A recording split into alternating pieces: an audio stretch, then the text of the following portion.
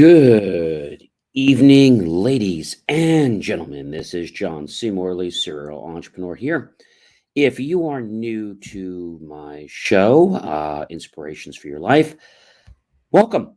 Every single week, every day, starting with our Saturday and ending on Friday, we have a series. And each day, we have a topic that addresses the main general topic.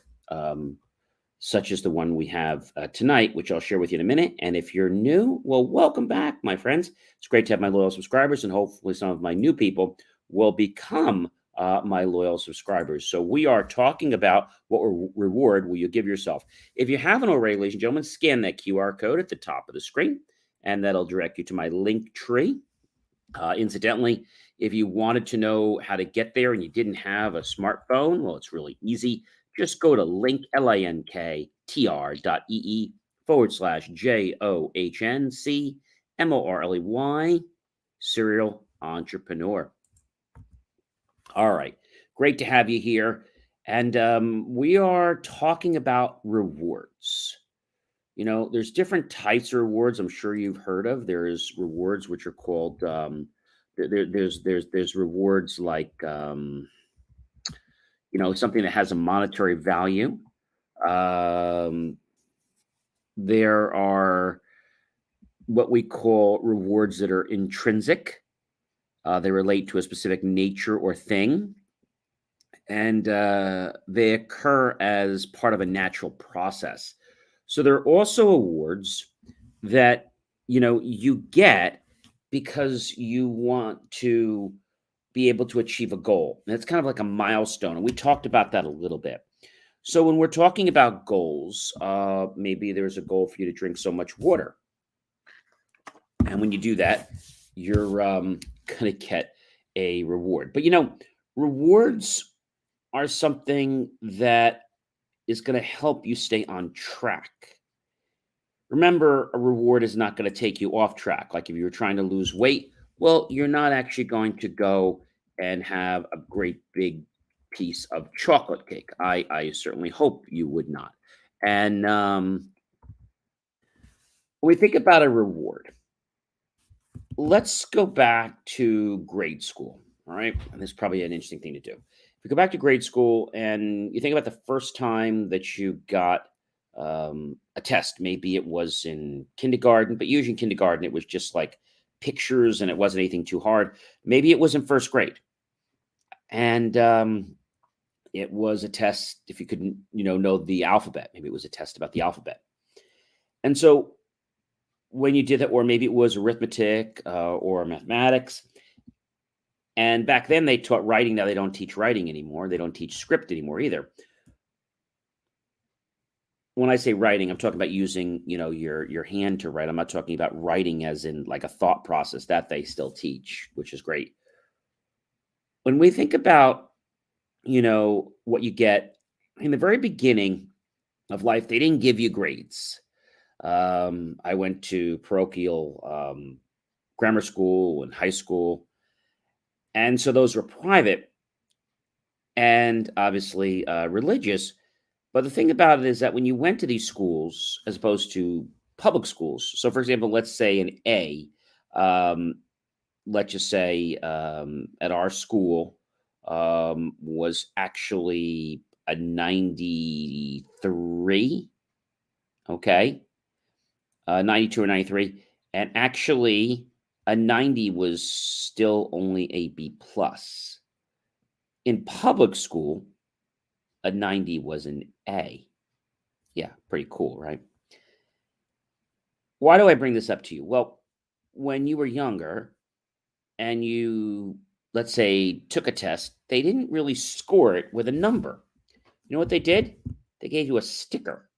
And this was in preschool or in, let's say, kindergarten. They gave you a sticker. You got to pick the sticker you wanted. They put that on there, and then that was your reward that you did a good job. When you got into first grade, second grade, then they started with, formal tests where you had, um, you know, um, a scale to how you're going to be graded. And when you did, let's say, a grade that was like an A or an A minus, the teacher would go ahead and put a sticker on your test. I still remember to this day. Spelling, I got A's in a lot of my subjects, but if let's say you got one word wrong, well, it was still an A minus, and they still gave you a sticker. I had some teachers that would only give me a sticker if I got 100. And I remember this one teacher. She would give us what they called a sniff and scratch. I think it was called, yeah. I think it was scratch and sniff stickers. And you're probably saying, "McJohn, what the heck is that nonsense?" Well,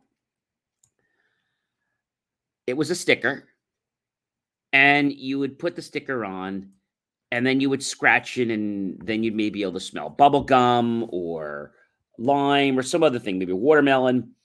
And usually they were fruits. And when you got that, it was like really cool because you could be not only grateful of the score you got, but then like there were times when you got to scratch like, oh, that bubble gum is really great. I want to get another one. I want to get another A. I want to get another bubble gum sticker. Or I want to get watermelon next time. And so that little tiny thing, even though it wasn't that expensive, it's something that not everybody else had. And it motivated you to take steps so that you could, that's right, continue to achieve your goal. Now, why is it that sometimes when we have a goal, that we get stopped even if we have a motivation? That's a great question. It's because the motivation that we have is either not meaningful to us, because if someone else sets the reward, like let's say, I don't know, if you study and you get all A's, you're going to go ahead and get a reward. Well, if the reward is based on something I don't want, like let's say, I don't know, the reward might be a new desk, or the reward might be, I don't know, it could be anything. It might be a new leaflet binder or whatever it is. But if it's something that I don't want and I get it, am I thankful? Yes, but I'm like, well, that's not really what I want. So if I get it next time or not, I really don't care. So understanding a reward, just like something simple like the scratch and sniff, right? Scratch it and then you smell the sticker. Now that's pretty cool. But a reward, let's talk about another type of rewards. First of all, I want to say thank you to all of you because we broke our first goal. We are over 100 subscribers on John C. Morley's Serial Entrepreneur LinkedIn channel. We only need to get another 45 or 50, and then we're going to be able to apply for streaming rights. So keep your likes coming, your follows on the channel, John C. Morley Serial Entrepreneur. And why not comment below? Have you ever gotten a reward in your life, but it actually didn't really motivate you to keep doing what you were doing? Maybe you got a reward because, I don't know, you helped clean out your parents' shed. And the reward you got was a book, but you didn't want that book. You wanted bubble gum, or you wanted a new bike, or you wanted something else. So if the reward is set by somebody else and it's not of value to you, then that reward has no value to you. And it's not going to demotivate you, but it's not going to motivate you to achieve your goals. Does that make sense? I hope it does. Now, when we think about goals and we think about rewards, they're hand in hand. If we have a goal and we don't have a reward, does it mean we won't reach the goal? No, but a lot of times these harder goals we don't reach, and here's why. It's because we get sidetracked. Something else catches our attention. And when that happens, we lose sight of where the end of the tunnel is. You know, that golden light, the light at the end of the tunnel. We've heard that phrase before. You know, I could see the light. A lot of times you're working on something, and I have to tell you, the first time when we were working on one of our new channels and we broke, a few thousand downloads. That was great. Now, that was a reward. The reward that people had told us that they love our content. As you all know, just the beginning of this year, we launched the new show, Inspirations for Your Life, which we now have on LinkedIn and several other places. And this all birthed because I was just wanting to give people value, but I decided I needed to make it into another show. And so starting very, very soon, probably before March or right around there, we'll have a formal opening. We may even have some guests, and we'll have a closing. So Inspirations for Your Life is something that can help you get the rewards you want in your life. See, a lot of people don't realize that, yes, you can get that goal. Let's say you want to get a new car, right? You might say, well, John, the car is the goal. Okay, but what if you don't have the car yet? Then how do you motivate yourself? Real simple. Each time I get closer to that goal, I reward myself. What is it? Well, maybe it's getting to do something special, buy yourself something small. Maybe it's taking yourself out to a movie, or maybe it's taking a small trip to like an amusement park or something like that. Something small, but something that celebrates your victory. I think the reason that people don't achieve their goals is because they don't celebrate the small wins. Everybody celebrates the big victories, right? They get $1 million. They all celebrate it. But we need to be celebrating those small victories. Like, I am so tickled pink that we reached over 100. I think right now we're over 102, 103 subscribers on LinkedIn. That means we only need another 47 or 46 more, and we'll be at the ability to ask for permission to get stream rights. So there's a lot of great stuff out there that can motivate you, but then there's a lot of stuff that'll do nothing. And it might seem like it's going to propel you forward, but at the end of the day, it doesn't. It doesn't really pull you backward, but it doesn't really keep you in alignment to go forward to achieve your goal. I'm sure that's happened to you before. Let's take studying. Your parents say to you, well, if you study and you get an A in chemistry, then we're going to go ahead and give you $50 or $100. Now, if you don't have a reason to appreciate that $50 or $100, that reward doesn't mean anything to you. Maybe your parents pay for your movies. They give you other money. So maybe that doesn't mean anything to you, right? Maybe they're going to say something like, well, if you get an A in this course, or you get an A in French or an A in Spanish, at the end of the year, then I'm going to pay for a trip to send you to see your cousins in Spain for a month or something. And you see, that's going to motivate somebody to want to study and become better in their craft. That's pretty cool. But if I said to you, well, John, if you get an A in French or an A in Spanish, I'm going to give you a new jacket. I'm probably going to get a new jacket anyway, right? So it's not enough of a motivator. Or if you get the A, I am going to buy you your favorite candy. Big deal. That's not a big motivator because there's a lot of work. So the reward has to be proportional to the effort that's put in for the reward. Like putting in hours and hours all year long, and your parents having to spend several $1,000s to send you to Europe.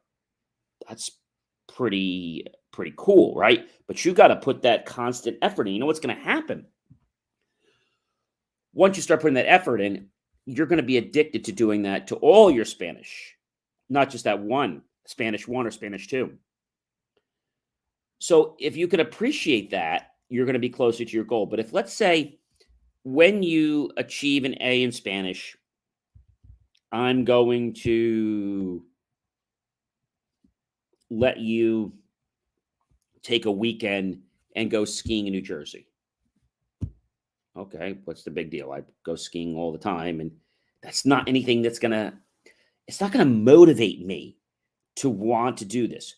Maybe another one might be that if you get A's in this, or the school might say to you, if you get an A in your class at the end of the year, well, you're going to be one of the top students in Spanish, and we're going to bring you into a panel, and you're going to be interviewed in a press release. Everyone in the school is going to know that you're a master at this, got an A with the other students, and you'll be recognized to a panel, and you'll get to speak to other schools. See, that's going to motivate you. Why? People in life, myself included, love to share their story.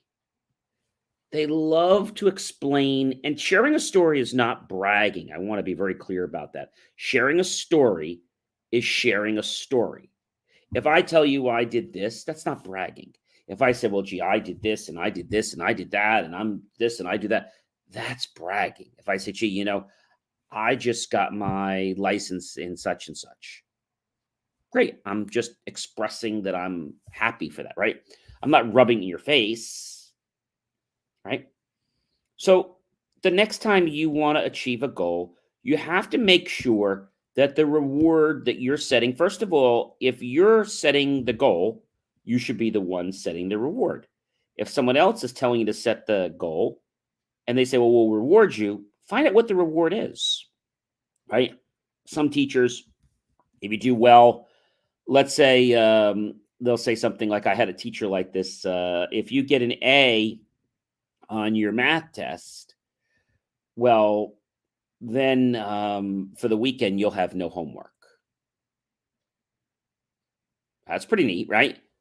When everyone else gets homework. Now, I had this math teacher, and she was a nice teacher, but she's like, when it's Friday, everyone gets homework.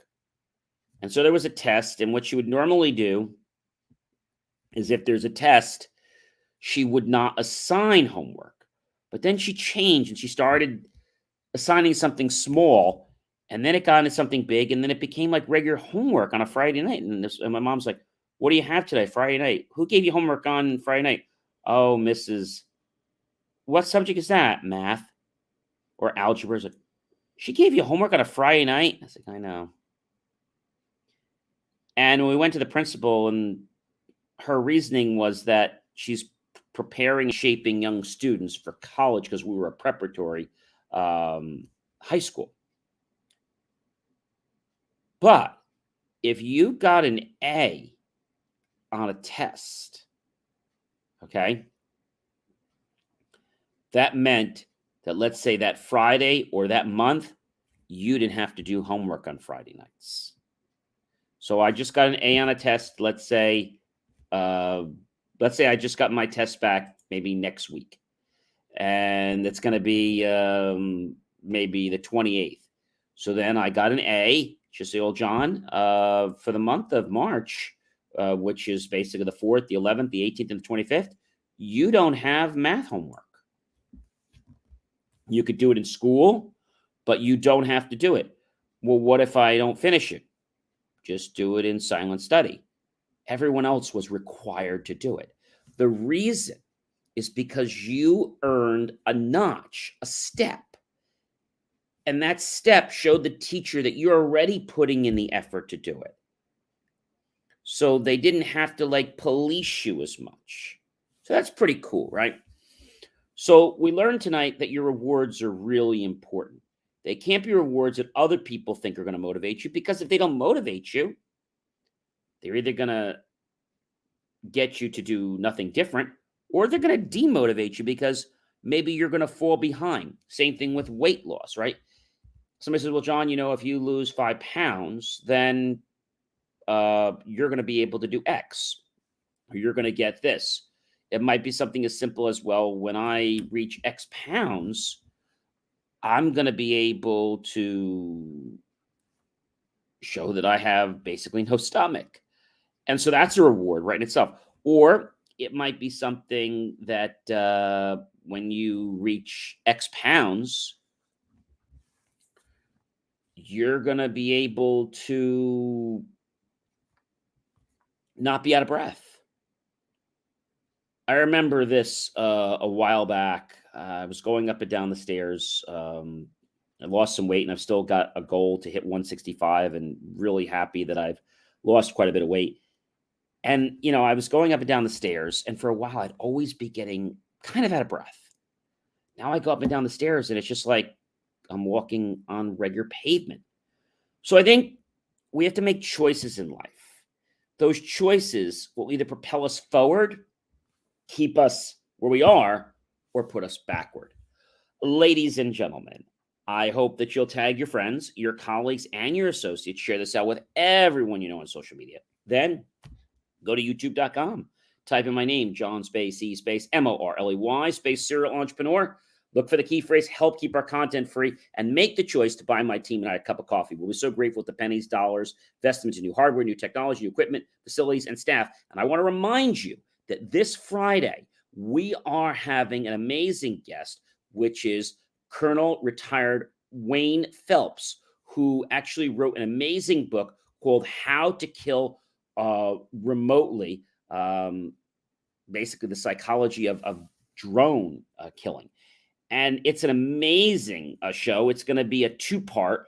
We couldn't fit him into one show.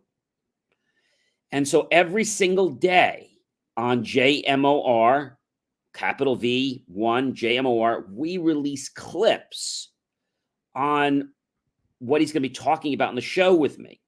And so this is really cool. I hope you have a great rest of your night.